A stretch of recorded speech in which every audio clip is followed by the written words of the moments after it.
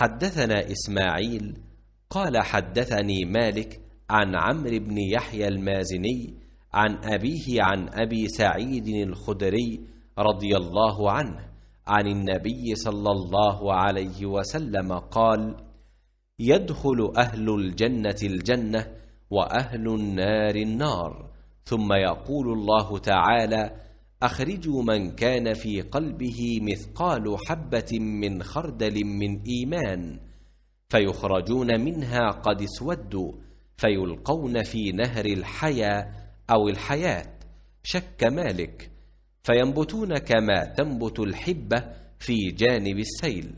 ألم تر أنها تخرج صفراء ملتوية؟